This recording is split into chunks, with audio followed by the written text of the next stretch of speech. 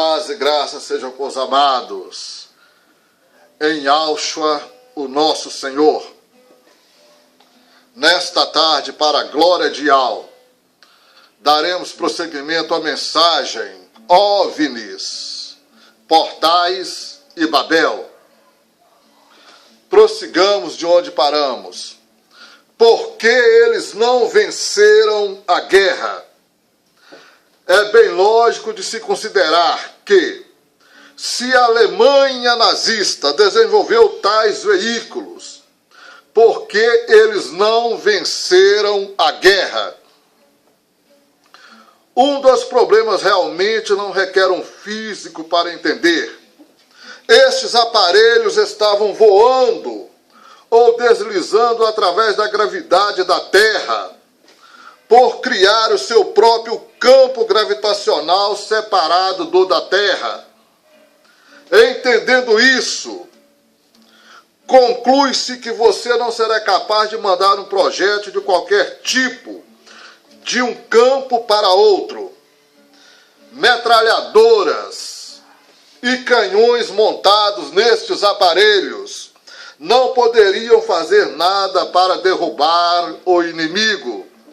Isso significa que esses aparelhos não poderiam ser usados como armas ofensivas. Aqueles que conhecem Hitler sabem que se uma arma não é ofensiva, ela não é prioritária.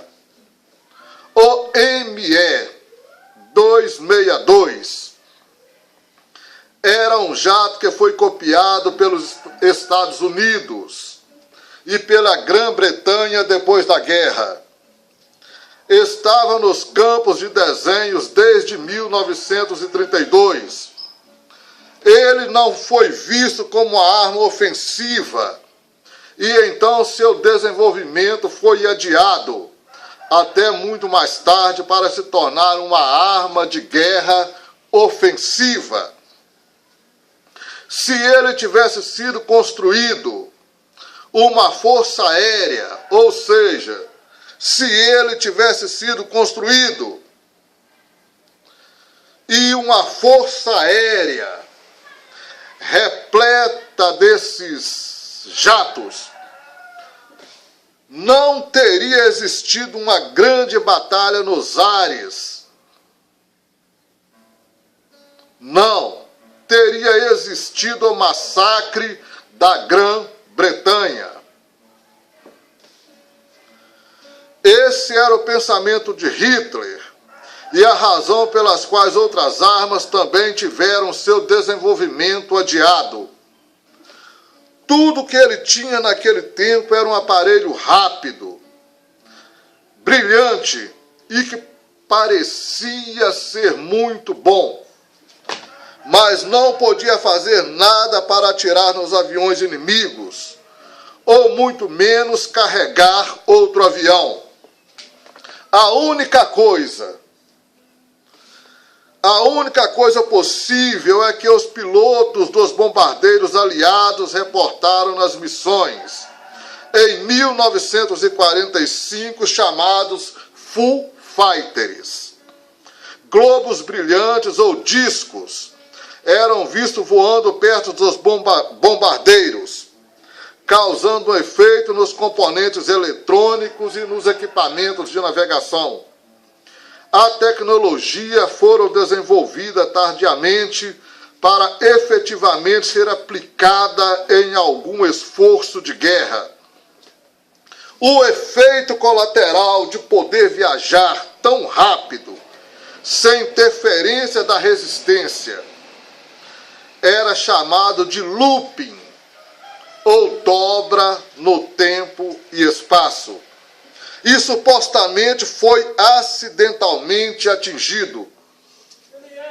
No entanto, esses são apenas rumores e não podem ser verificados. Mas prestem atenção. Rumores são interessantes o bastante à luz do que a Bíblia tem a dizer. Isso mesmo. Rumores são interessantes o bastante à luz do que a Escritura tem a revelar. Se estiver certo sobre o domínio do espaço e tempo, rumores serão sempre o que nós iremos conhecer. Mas rumores podem ser o suficiente para indicar que esta parte da Escritura está em processo de ser cumprida. Atividades conjuntas nos Estados Unidos.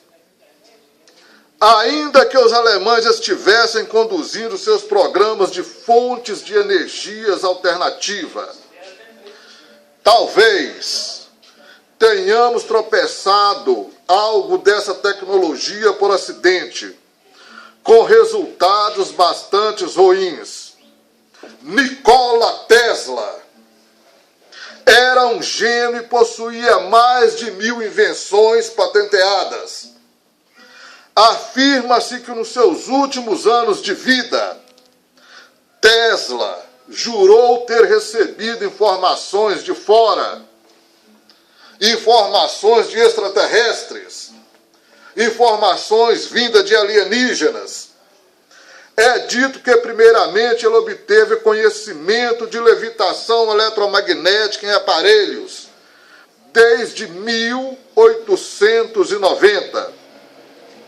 Seus últimos projetos foram um experimento governamental, usando as famosas bobinas Tesla, no projeto Rainbow, arco-íris. Rainbow foi uma tentativa de fazer o navio ficar invisível ao radar, produzindo um envoltório eletromagnético ao redor do mesmo, ou invólucro. O que aconteceu nós nunca saberemos completamente. Todavia, fofocas e afirmações infundadas indicam que o navio utilizado, o USS Eldridge, desapareceu no cais da Filadélfia em 1943. Quando ele reapareceu, muitos da tripulação foram queimados pela radioatividade, desapareceram ou se misturaram ao casco do navio. Um filme de ficção científica foi feito de acordo com esses rumores, chamado O Experimento Filadélfia. Eu aconselho que assistam esse filme. Muito revelador, muito interessante. Produzido por John Carpenter em 1984 e distribuído pela Columbia Pictures. Fora também falado que o navio atualmente passou por um túnel do tempo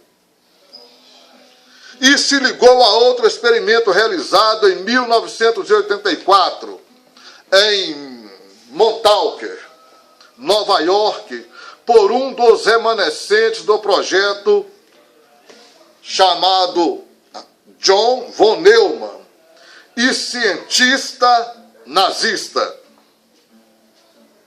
E o que sabemos é que Tesla esteve envolvido com projetos ultra secretos. Ele sabia dos perigos que o projeto trazia e fora contra, resultando assim em sua demissão. Pouco tempo depois, Nikola Tesla apareceu em seu apartamento, morto, e de causas naturais. Por ser de idade avançada, isso realmente poderia ter acontecido. No entanto, o fato é que depois de sua morte, Em 1943, o Departamento de Aquisições Alienígenas confiscou todas as suas invenções e as trancou no cofre do governo dos Estados Unidos, sem nenhuma explicação. Esse foi um ato totalmente suspeito, uma vez que Tesla se tornou um cidadão americano. Fazer essa apreensão era ilegal. As patentes de Tesla, mesmo assim, ficaram abertas ao público, através do ato de informação livre. Sabemos que a sua pesquisa em desenvolvimento de equipamentos na área da eletromagnética e antigravidade, sua afirmação do recebimento de seu conhecimento vindo de alienígenas, nos soma a alguns padrões consistentes de conexões ocultas no desenvolvimento desse tipo de tecnologia.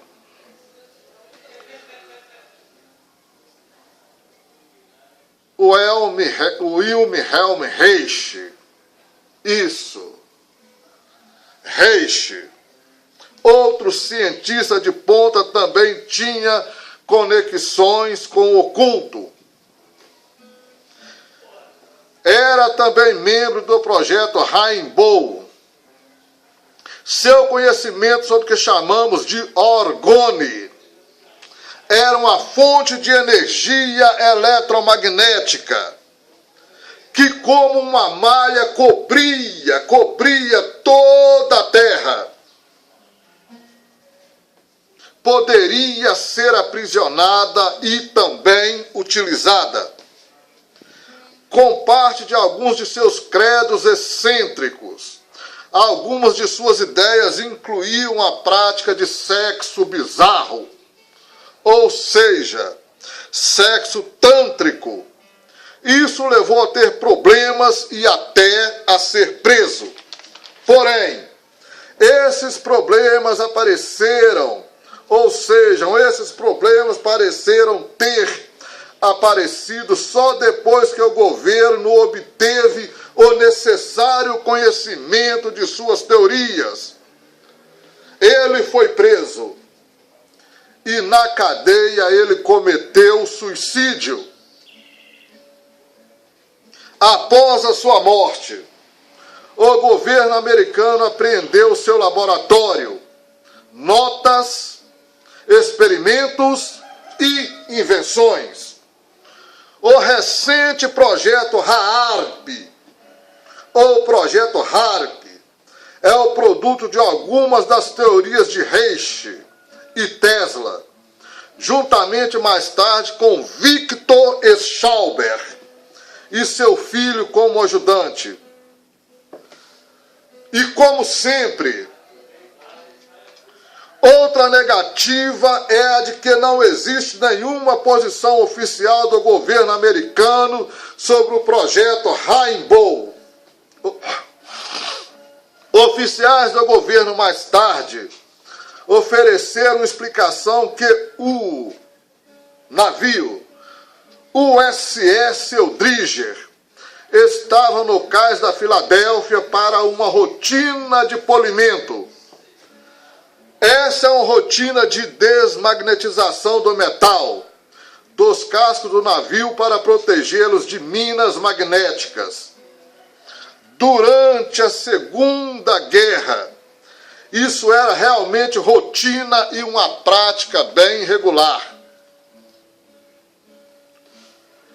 E certamente não seria necessário um projeto Rainbow com especialistas, incluindo cientistas como Nikola Tesla e Reich. Essas duas mentes combinadas, em qualquer projeto nos dizem que algo fora do comum está acontecendo. A apreensão de propriedades pessoais pelo governo ou o aparecimento de desculpas esfarrapadas só são o grito de que algo está sendo acobertado. Mais recentemente, o programa Mistério Sem Redução apresentou o desaparecimento de um membro da banda de rock Iron Butterfly, ou Borboleta de Aço, que virou cientista. Ele se graduou com honras e se tornou um pioneiro em comunicação para o governo dos Estados Unidos. Afirma-se que ele criara uma fórmula matemática para projetar ondas de rádio mais rápido do que a velocidade da luz. Antes de ter desaparecido, ele ligou para a família e amigos no que poderia ser o seu último adeus. Em menos de um ano em que o seu show foi para o ar, o seu corpo foi encontrado em sua van toda contorcida debaixo de uma videira. Sua morte foi declarada suicídio. Isso mesmo, sua morte foi declarada suicídio. Isso seria uma coincidência ou um padrão de acontecimentos bem familiar? Esse padrão existia dentro das primeiras histórias de investigações de OVNIs. Dr. James E. McDonald e Maurice K. Jesup estão entre outros que fizeram conexões com nazistas e viagens dimensionais com OVNIs. Eles também cometeram suicídio. Seus achados específicos nunca foram liberados para o público. Existe uma série de pistas de muitas mortes relatadas e que muitos acreditam ser relacionada a essa tecnologia protegida. Pergunto, por que você provavelmente nunca ouviu isso antes? Por que você provavelmente nunca ouviu isso antes? A conexão nazista é motivo de risada e rejeição pela maioria dos pesquisadores e investigadores de OVNIs hoje. Provavelmente a grande razão para isso é porque esse assunto exclui a expectativa ou a esperança da expectativa de uma ajuda das estrelas. A maioria da comunidade ufológica não acredita em um Deus pessoal e subitamente expressa o seu desdém pela visão tradicional ocidental. Em maior ou menor grau, a maioria adere aos conceitos teosóficos. Suas esperanças e perspectivas estreitas são focadas em uma origem extraterrestre. Em despeito a uma grande quantidade de evidências sobre as conexões nazista e o interior da Terra. Eles não apenas rejeitam, como também ridicularizam isso. Dessa maneira, o público em geral nunca é apresentado a todos os fatos. As mídias de telejornais, livros, vídeos, apresentam só o que a agenda deles ditam. Em um padrão consistente, a maioria dos investigadores de OVNIs tem credenciais impecáveis. Eles são donos de mestrados e doutorados e campos de estudos relacionados. Muitos deles têm agentes formais em várias inteligências militares e agências de segurança nacional. Pessoalmente, acredito que a maioria ainda esteja na lista de pagamento do governo. Para assegurar que a informação certa é dada e a informação conflituosa seja suprimida. Por causa dessa supressão, o público, em geral, aceita a informação que foi processada e programada por eles. A manipulação da informação. Como ajudante, eles seguem o líder dos membros que iniciam para a sua visão desejada. Avistamento de OVNIs e quedas. Alguns pensamentos de senso comum. Por que existem tantos acidentes com OVNIs? Começamos a pegar dados em pouco tempo depois da Segunda Guerra, no início de 1947, e depois em Roswell, nos anos 60, com Kecksburg sendo um dos últimos. Acreditamos, mesmo que esses aparelhos viajaram anos-luz através do espaço para o nosso pequeno planeta, só para cair em um deserto? Seria esses acidentes apenas um problema no radar? Como um escritor reportou, ou não prestaram atenção ao terreno e bateram em um monte de areia, como reportado por outros? Stan Dale, autor de A Conspiração Cósmica, aponta que os OVNIs de 1950 se parecem com o estilo dos anos 50, enquanto que os discos voadores de 1980 se parecem com os estilos dos anos 80. Interessantíssimo. Gostaria de acrescentar os últimos e grandes novos, os tipos triangulares dos anos 90 e os dos anos 2000, como também os vistos por último em 2010. Esses últimos modelos a serem vistos e catalogados. O interessante é que querem que acreditemos que os alienígenas estariam definindo suas tecnologias ao atual estilo de cultura da Terra. Repito, querem que acreditemos que os alienígenas estariam definindo suas tecnologias ao atual estilo de cultura da Terra. Ou seja, eles estariam se aculturando, se adaptando à nossa cultura no decorrer dos anos, das décadas, dos séculos e dos milênios, e que cada década eles continuam a se desenvolver.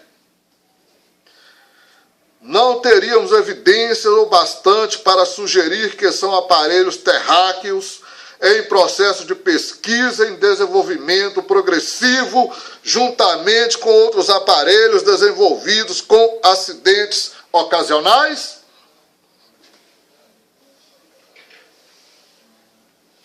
Rumores de bases subterrâneas, em trabalho conjunto entre alienígenas e humanos, trabalhando em genética e aparelhos antigravitacionais, não seria tão infundado.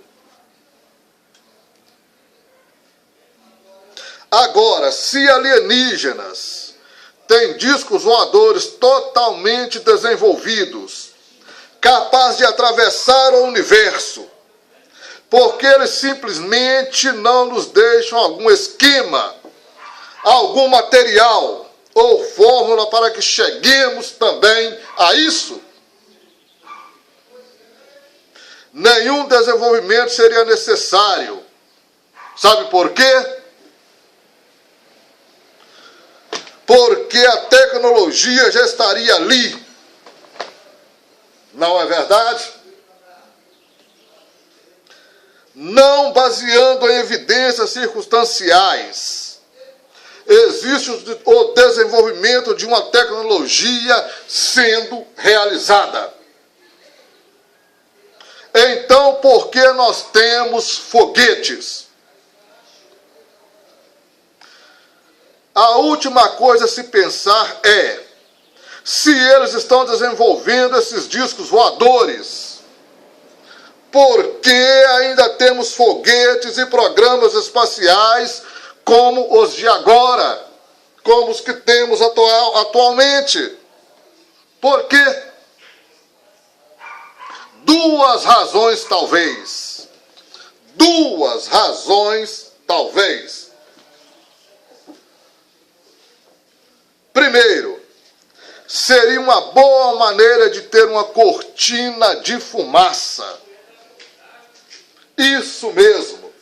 Seria uma excelente forma de camuflar as coisas. Segundo, agora, Satanás e seus anjos estão presos neste planeta. Satanás e seus anjos estão presos neste planeta. Essa rede proporciona rápidas viagens no tempo. Deslumbra. Apresenta um novo objeto à esfera da Terra.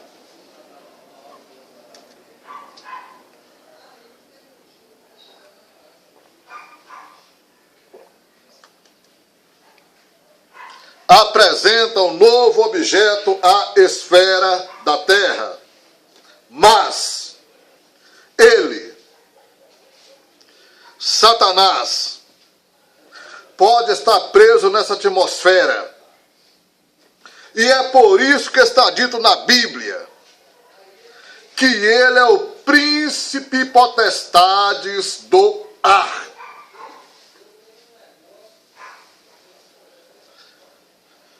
Isso mesmo, ele é o príncipe e potestade do ar. Aprisionado em nossa dimensão. Em grego, a palavra para aprisionado na terra literalmente significa em terras secas, entre os homens. Repito, em grego a palavra para aprisionado na terra literalmente significa em terra seca, entre os homens. Antes do dilúvio,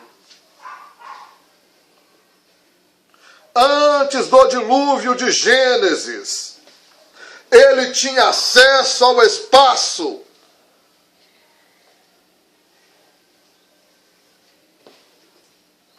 E do dilúvio até a cruz, ele tinha acesso entre as dimensões. Você pode ver isso no livro de Jó, no capítulo 1, capítulo 2. Ele tendo acesso às dimensões superiores, às dimensões elevadas, mesmo tendo sido banido de lá. Ele ainda continuava tendo acesso às dimensões superiores.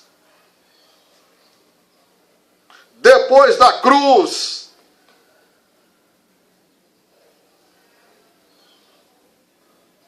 da cruz, ele foi limitado. Aleluia. Depois da cruz, esse privilégio lhe foi cortado. Repito, antes do dilúvio do Gênesis, ele tinha acesso ao espaço, às dimensões superiores. E do dilúvio até a cruz, ele continuava tendo acesso às multidimensionalidades, inclusive aos conselhos celestial. Repito, você pode ver no livro de Jó 1 e 2. Depois da cruz, ele foi limitado.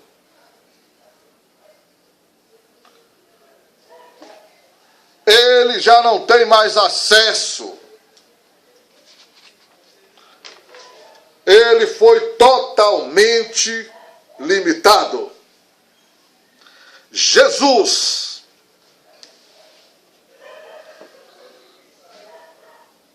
nos disse: agora o príncipe desse mundo foi banido. João 12, 31. Aleluia. Yahushua pôs um limite nas ações de Satanás, nos acessos às dimensões superiores.